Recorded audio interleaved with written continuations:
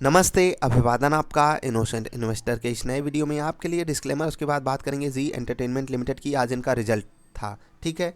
कैसा आया रिजल्ट सब कुछ एक्सप्लेन करेंगे आपको, चार्ट पे भी एक्सप्लेनेशन देंगे, कल क्या मौके बन सकते हैं, आपको तैयार भी करेंगे। सबसे पहली चीज़, रिजल्ट का एक्सप्लेनेशन हम इकोनॉमिक टाइम्स के आर्टिकल पे कर रहे हैं, उनको पूरा साभार।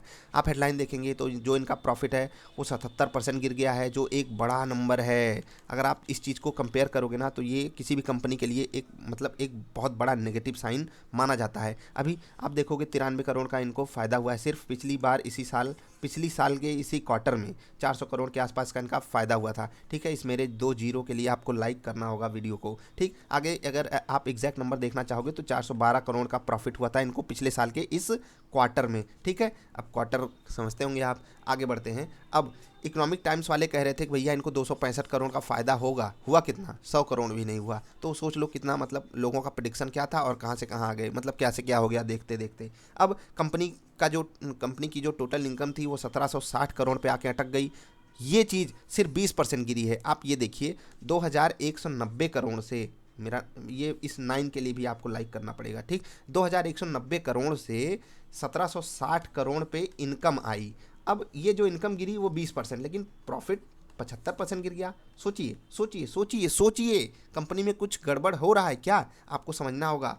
डेट जिस कंपनी पे होता है या और जो तकलीफ़ें होती हैं कभी और एक्सप्लेन करूंगा। इससे पहले वाली जो मेरी वीडियो है झील पे, उसको आपको ज़रूर देखना चाहिए, काफ़ी चीज़ें क्लियर हो जाएंगी। बाकी अब आगे बढ़ते हैं।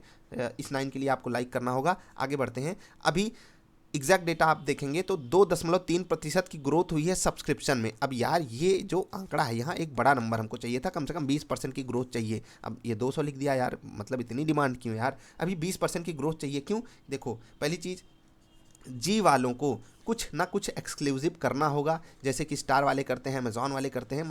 अपने यहाँ जो बराबर की लॉन्चिंग करनी पड़ेगी नई मूवीज़ की या जो भी वेब सीरीज़ वगैरह आती हैं, तभी बंदे अट्रैक्ट होंगे। अट्रैक्ट करना ही पड़ेगा, तभी आप पैसा कमा पाओगे। जहाँ अट्रैक्शन नहीं है वहाँ कोई पैसा नहीं है, आपको तो पता ही होगा। अभी ओवरऑल एडवर्टाइजिंग की अगर आप बात करेंगे तो वहाँ पर इनका जो रेवेन्यू है वो 25-26% गिर गया। ये एक बड़ा होता है ना, नेगेटिव साइन होती है किसी भी मीडिया कंपनी के लिए। अब यार प्रचार से भी आप पैसे नहीं कमा पा रहे हो तो ये बड़ी तकलीफ देता है। समझ रहे होंगे आप बात। अब आगे चलते हैं। कंपनी कह रही है, क्या कह रही है?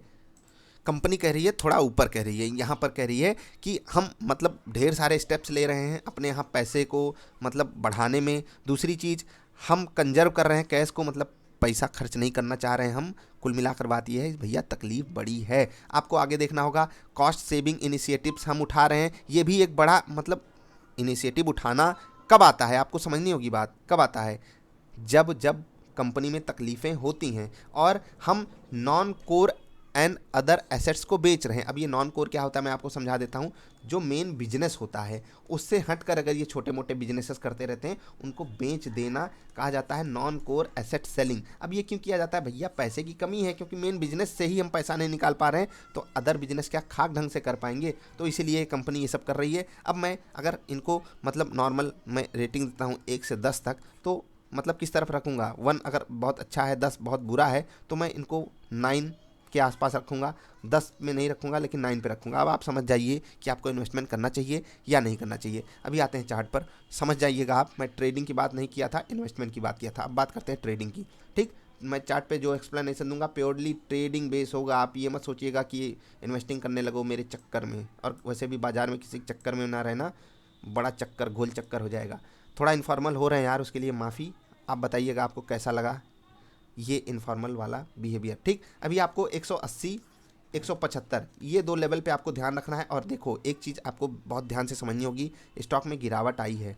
ये क्यों आई है? ये बाजार के साथ आई है, ठीक है। आज स्टॉक फिर 2% 2.5% डाउन था। अब ये क्यों डाउन था? क्योंकि एक्सपेक्टेशन सबको नेगेटिव थी, लेकिन इतना भयंकर नेगेटिविटी कि मुझे जैसा अनुमान है लोगों को नहीं थी। क्या एक बड़ी गिरावट हो सकती है? जी हाँ। अगर ये स्टॉक 175 तोड़ दिया, डिसाइसिवली तोड़ दिया, तो आप यकीन मानिए मेरा ये 145 भी रेट दिखाएगा, बड़ी जल्दी दिखाएगा। याद रखिएगा मेरी इस बात को, इसको नोट करके रख लीजिए। मैं आपसे मिलूंगा कितने दिन बाद? सिर्फ और सिर्फ 20 दिन बाद आपसे मिलता हूँ। देखते हैं क्या होता है। ये मेरी एक्सपेक्टेशन है। अब आप इस पर कूद फांद के शॉर्ट मत करके बैठ जाइएगा।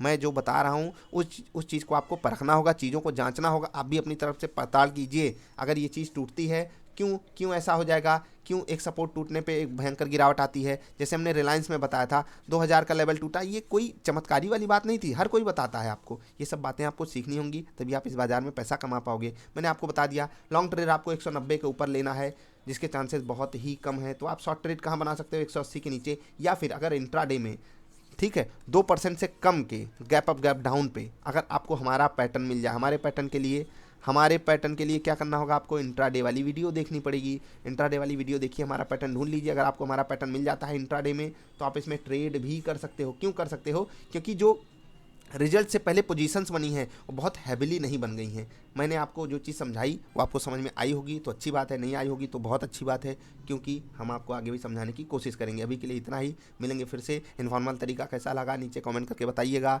और जो मैंने अक्षर बनाए थे उनके लिए लाइक तो बनता है। मिलेंगे फिर से, तब तक के लिए हंसते खेलते रहिए यार। वीडियो देखने के लिए आपका बहुत बहुत आभार, धन्यवाद।